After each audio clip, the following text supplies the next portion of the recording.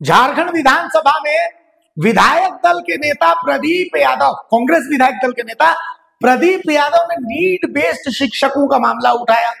उन्होंने उच्च शिक्षा मंत्री से सवाल किया कि भाई ये जो नीड बेस्ड शिक्षक है इनके लिए सरकार क्या व्यवस्था करे, चूंकि 10 साल से इन्होंने अपनी जो सेवाएं हैं वो दी हैं और इसको लेकर के सुदिव्य कुमार सोनू और प्रदीप यादव के बीच में तीखी बहस भी होती नजर आई। प्रदीप यादव इनको समायोजित करने की मांग कर रहे थे और जो सुदिव्य कुमार सोनू का एक जवाब था जिसमें उन्होंने क्वालिटी के आधार पर इनके चयन के बात का जिक्र किया, तो प्रदीप यादव ने कहा कि इसका मतलब आप खुद अपने आप को सवाल खड़े कर रहे हैं कि भाई 10 साल से जो बच्चों को पढ़ा रहे हैं नीड बेस्ड शिक्षक उनकी क्वालिटी पर आप सवाल खड़े कर रहे हैं, तो आपको इनके लिए कोई व्यवस्था तो देखनी पड़ेगी। इस चर्चा को भी आपको देखना चाहिए। प्रदीप यादव जी। अध्यक्ष महोदय, मैंने जो प्रश्न लाया है वह राज्य के 17 राजकीय पॉलिटेक्निक कॉलेज और सरकारी महाविद्यालय विश्वविद्यालयों में नीड बेस्ड टीचर्स के बारे में लाया है। हमने कहा कि ये वर्षों से कार्यरत है बड़े काम मानदेय में। पहले घंटी आधारित था, फिर उन पर कुछ विचार हुआ आगे। हम कह रहे कि अगर ये वर्षों से सेवा दे रहे हैं जिन चीजों को आप चाहते हैं और उनकी बहालियां भी इंटरव्यू के माध्यम से हुआ, सारे चीज का फॉलो किया गया, आरक्षण के रोस्टर का सारी चीज फॉलो किए गए। हम इतना ही मांग कर रहे हैं। हमने 2 मांगे रखी है इनके सामने कि भाई अगर पॉलिटेक्निक का जो AICTE नॉर्म्स है अगर उसको वो पूरा करते हैं वो टीचर तो उनका समायोजन करें। UGC के गाइडलाइन विश्वविद्यालय महाविद्यालय में कार्यरत टीचर अगर करते हैं तो इनके अनुभव का लाभ लेते हुए इन्हें समायोजन करें। या अगर आप समायोजन में सरकार पीछे हटती है तो जो आपको वर्षों तक सेवा दी, हमारे छात्रों को पढ़ाया, हमारे बच्चों को उन्होंने पठन पाठन दिया और सारे नॉर्म्स के साथ बहालियां उनकी हुई है, तो आप नई जो बहाली निकालने वाले हैं उसमें उन्हें इतना वेटेज दे ताकि ये समायोजित हो सके। बस यही 2 मांगे हैं। मैं सरकार से जानना चाहता हूं। माननीय मंत्री। मान्यवर वरिष्ठ सदस्य का जो ध्यानाकर्षण आया है, सरकार के उत्तर में उसमें सारे तथ्य निहित हैं और सरकार ने बहुत स्पष्ट रूप से यह बताया है कि नियमित शिक्षकों की नियुक्ति में उम्र सीमा छांट किए जाने और अधिमानता के प्रावधानों को निश्चित रूप से समाहित किया जाएगा। अब प्रश्न यह उठता है माननीय सदस्य के ध्यानाकर्षण के प्रस्ताव से कि अनुबंध पर नीड बेस्ड घंटी आधारित शिक्षकों के समायोजन का कोई प्रेसिडेंस है नहीं, वैसा कोई मसला कभी बना नहीं है और सरकार भी कोई नई परिपाटी शुरू नहीं करना चाहेगी। तो मैं आपके माध्यम से उनके पहले प्रश्न के उत्तर पर यह कहना चाहूँगा कि समायोजन के मुद्दे पर समायोजन शब्द का इस्तेमाल न करके हम उनको नियमित नियुक्ति में अधिमानता देने की बात करते हैं और उम्र सीमा को 65 वर्ष किए जाने का जो आग्रह माननीय सदस्य के द्वारा किया गया है, अन्य राज्यों की नियुक्ति नियमावलियों का गहन अध्ययन के उपरांत अगर राज्य हित में ये उचित होगा तो सरकार निश्चित विचार करेगी।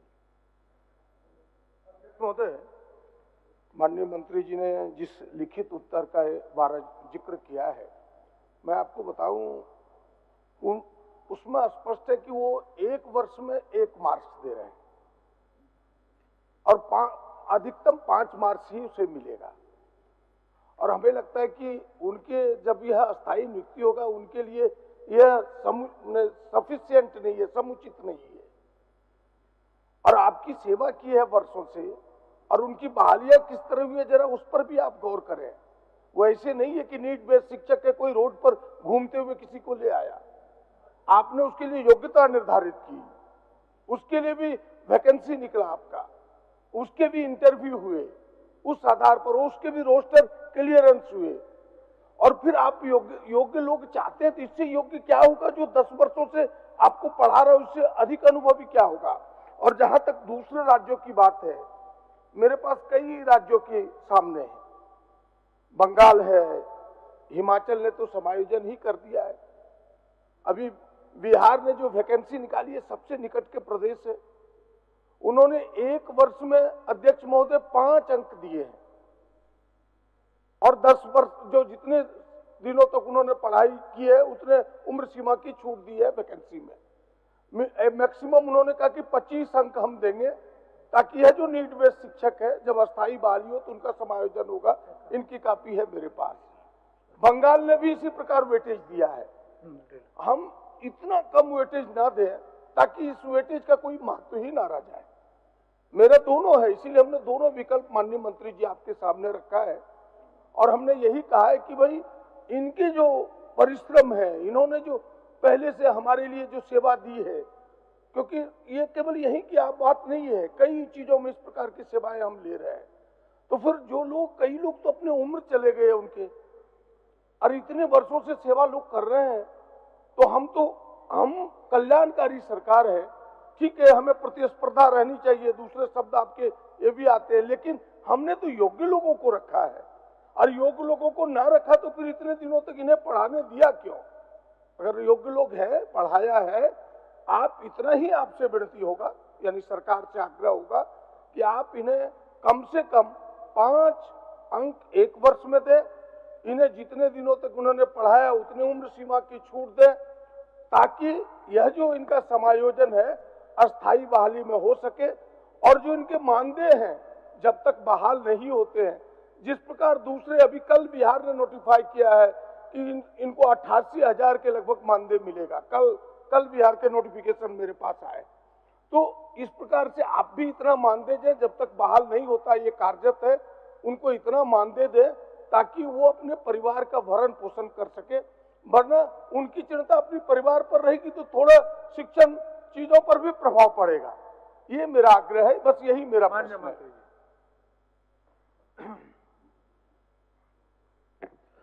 वरिष्ठ सदस्य की भावना का मैं सम्मान करता हूं, लेकिन सरकारें भावनाओं से नहीं चलती है मान्यवर।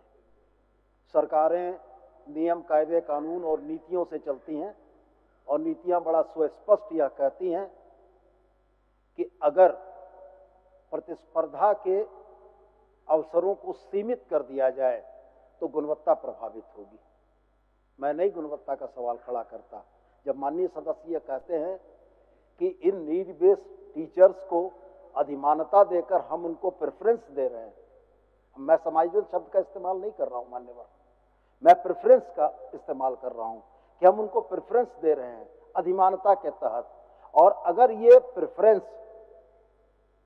बढ़कर 25 अंक हो जाए 100 में, या बढ़कर 50 अंक हो जाए, तो फिर वैसी स्थिति में प्रतिस्पर्धा की मूल भावना कहां रहेगी मान्यवर?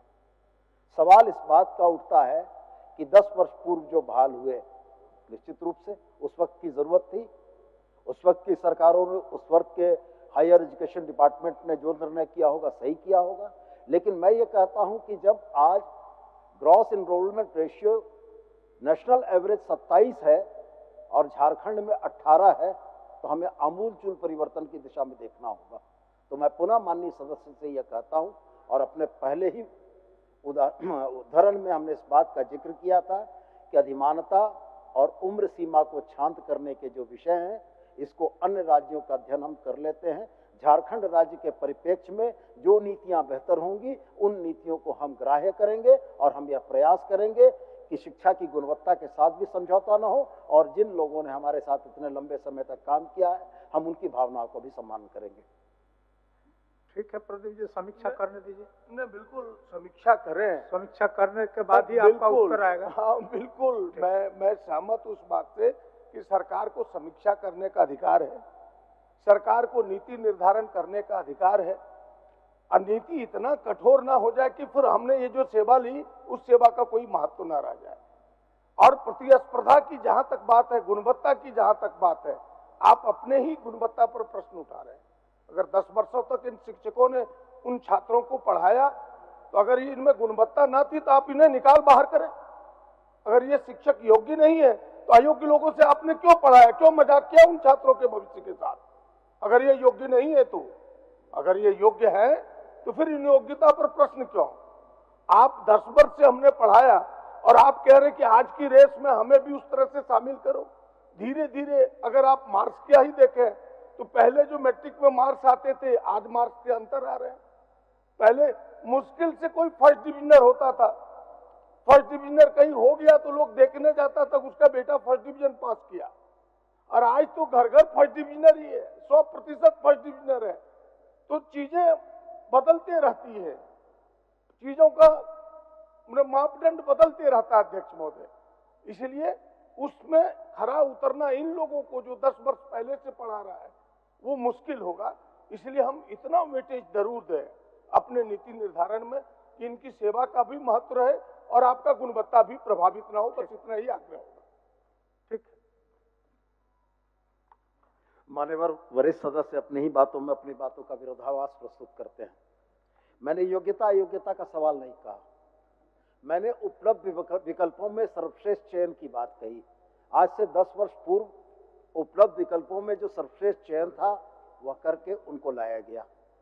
आज के दौर में जो उपलब्ध विकल्प हैं उनके सर्वश्रेष्ठ का चयन हम करेंगे, लेकिन हम साथ में मानवीय दृष्टिकोण से यह कहते हैं कि हम उनके इतने समय की सेवा को नहीं भूलेंगे, उनको अधिमानता और प्रेफरेंस देकर उनको भी नौकरी मिलाने का प्रयास करेंगे। धन्यवाद मान्यवर।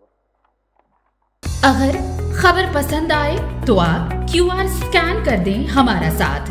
आपका एक छोटा आर्थिक सहयोग है हमारा बड़ा हौसला। द भारत मित्र, बुलंद भारत की बुलंद तस्वीर।